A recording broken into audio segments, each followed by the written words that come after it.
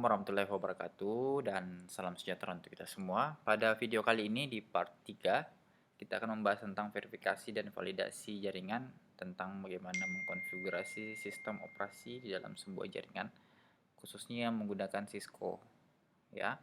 Nah, adapun tujuan dari pada materi kali ini adalah bagaimana bisa menjelaskan tujuan dari Cisco IOS, kemudian bagaimana menjelaskan mengakses dan navigasi Cisco IOS untuk konfigurasi perangkat jaringan, kemudian bagaimana menggambarkan struktur perintah dari perangkat lunak Cisco IOS ini, kemudian dapat mengkonfigurasi nama host pada perangkat Cisco IOS dengan menggunakan CLI, kemudian dapat menggunakan perintah Cisco IOS untuk membatasi akses ke konfigurasi perangkat tertentu. Kemudian dapat menggunakan perintah Cisco IOS untuk menyimpan dan menjelaskan konfigurasi, serta bagaimana menjelaskan perangkat berkomunikasi melalui media jaringan dan mengkonfigurasi perangkat host dengan alamat IP, dan bagaimana membuktikan konektivitas keterkaitan antara dua perangkat akhir. Nah, inilah merupakan tujuan daripada outline, verifikasi, dan validasi kali ini. Dan adapun sub pokoknya ada 4 ya. Yang pertama adalah iOS bootcamp-nya, kemudian prinsip dasar atau getting basic, kemudian skema pengalamatan atau address scheme-nya, kemudian terakhir adalah ringkasan. Nah, yang pertama kan kita bahas adalah tentang iOS bootcamp-nya. Kita ketahui bahwa di dalam iOS bootcamp itu adalah sebuah sistem operasi. Sistem operasi di mana sistem operasi ini memerlukan peralatan jaringan tergantung pada sistem operasinya. Jadi sebelum itu kita harus verifikasi dulu perangkat jaringan yang digunakan, meliputi end user terdiri dari PC, laptop, smartphone, atau tablet. Kemudian ada switch, router, kemudian wireless access point, dan firewall-nya. Ini perlu kita verifikasi juga. Nah, adapun sistem interworld operation system dalam iOS ini adalah merupakan sistem operasi jaringan yang digunakan pada perangkat Cisco. Jadi ini adalah sistem operasi yang digunakan di dalam perangkat Cisco ya. Nah, adapun sistem operasi dalam perangkat Cisco ini meliputi ada shell, kernel, kemudian hardware-nya. Di mana dalam hardware-nya ini atau di dalam sistemnya ada menggunakan CLI, ada yang menggunakan graphic user interface. Adapun tujuan dari sistem operasi di dalam Cisco ini adalah merupakan sistem operasi PC, kemudian menggunakan switch dan router, kemudian semua perangkat jaringan Cisco memiliki standar iOS, kemudian memungkinkan untuk mengupgrade versi iOS dan kemudian fitur-fiturnya. Ini untuk lokasi dari Cisco iOS-nya ya, yang tersimpan dalam flash. Kemudian ada juga fungsi iOS ya.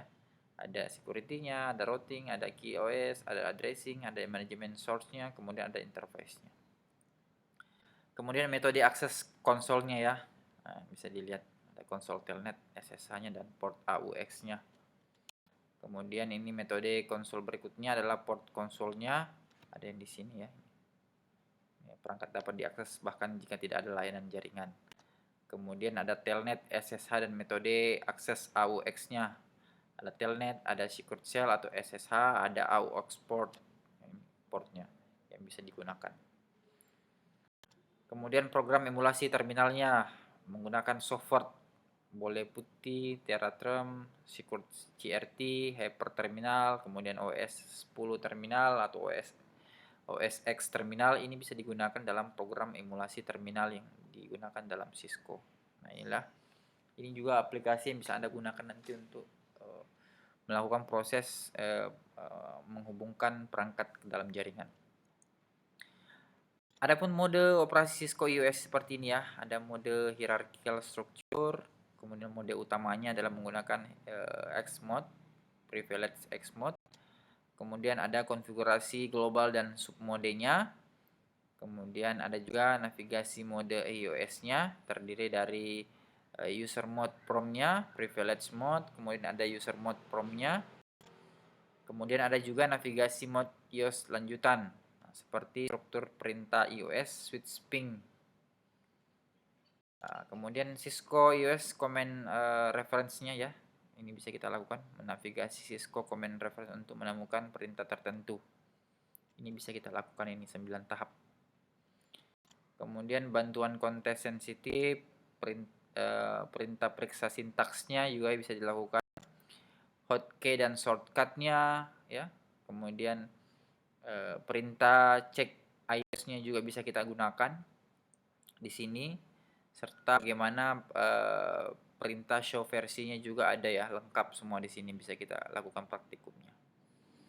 Kemudian kita masuk di prinsip dasar getting basic di dalam Cisco. Ya, mengapa getting basic? Mengapa kita perlu belajar tentang switch? Mari kita fokus pada bagaimana menciptakan dua jaringan komputer terhubung melalui sebuah switch. Menentukan nama untuk switchnya perlu ya. Bagaimana caranya untuk men-settingnya? Kita pertama adalah melakukan proses nama perangkat, memberikan nama perangkat mulai dengan huruf, tidak mengandung spasi, diakhiri dengan huruf atau angka. Kemudian gunakan hanya huruf, angka, dan tanda penghubung saja, kurang dari 6 karakter. Tanpa nama, perangkat jaringan sulit mengidentifikasi keperluan konfigurasi. Itu kalau nama perangkat. Kemudian host name, ya, memungkinkan perangkat untuk diidentifikasi oleh administrator. Kemudian bagaimana cara mengkonfigurasi hostname? Ya, seperti ini. Konfigurasi hostname-nya. Kemudian bagaimana mengamankan akses perangkat? Wah, ini perlu ya. Apa yang Anda harus lakukan adalah melakukan proses enable password, membatasi akses ke privilege X mode-nya. Setelah itu Anda melakukan proses enable secret. Ya, password dienkripsi membatasi akses perangkat menggunakan koneksi konsolnya. Sampai ke FTY password membatasi akses perangkat melalui telnet. Kemudian bagaimana mengamankan akses privilege X-nya? Ya, bisa kita lakukan ya, seperti ini. Kemudian bagaimana mengamankan akses user X-nya? Kemudian bagaimana mengenkripsi tampilan password? Bisa dibaca ya. Tahapan-tahapannya sampai dengan pesan bannernya juga seperti ini. Kemudian bagaimana juga membatasi file konfigurasi ya. Ini bisa dilakukan praktikumnya nanti ya, dipraktekkan.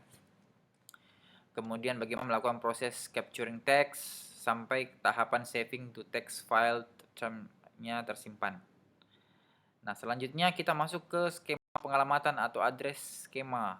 Ya, seperti apa address skema itu? Yang perlu kita pahami adalah bagaimana kita melakukan IP address in the large, memberikan alamat IP. Nah, tahapannya bisa seperti ini. Kemudian perlu juga kita ketahui bagaimana kita melakukan proses antar muka atau interface dan port. Ya, kita harus tahu juga ini mengenai jaringan komunikasi antar muka. Jenis media jaringannya, berbagai jenis media jaringan, mulai dari Ethernet sampai dengan port Ethernetnya sampai menggunakan Cisco iOS. Bagaimana cara mengkonfigurasi antar muka interface-nya virtual switch? Ya, caranya seperti ini ya.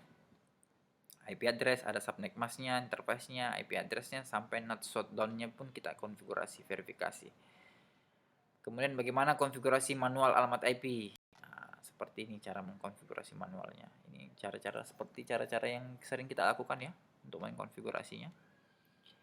Kemudian bagaimana mengkonfigurasi otomatis alamat IP untuk perangkat akhir. Nah, ini. Sampai ke tahap selanjutnya adalah menggunakan konflik alamat IP. Ini kalau ada proses konflik ya. Kemudian tes alamat loopback pada perangkat akhir seperti ini untuk mengetesnya, atau tes ping untuk pengujian. Serta bagaimana memverifikasi konektivitasnya, melakukan pengujian penetapan interface antar muka. Nah, seperti ini. Kemudian kalau menguji konektivitas end to end, nah seperti ini juga yang bisa kita lakukan. Nah, sebagai ringkasan adalah bahwa layanan yang disediakan oleh Cisco diakses menggunakan command line, interline disebut sebagai CLI, kemudian diakses menggunakan port console-nya terdiri dari port AUX melalui telnet atau SSH. Kemudian bagaimana memperkenalkan pengaturan awal perangkat switch Cisco terdiri dari menetapkan nama, membatasi akses konfigurasi, kemudian melakukan konfigurasi pesan banner, kemudian bagaimana menyimpan konfigurasi. Itulah proses verifikasi dan validasi khususnya di Cisco. Semoga materi ini bermanfaat untuk kita. Lebih dan kurangnya mohon maafkan. Wabillahi taufiq wal hidayah. Wassalamualaikum warahmatullahi wabarakatuh. Apabila ada hal-hal yang perlu dipertanyakan, silakan Anda klik kolom komentar dan silakan Anda berkomentar.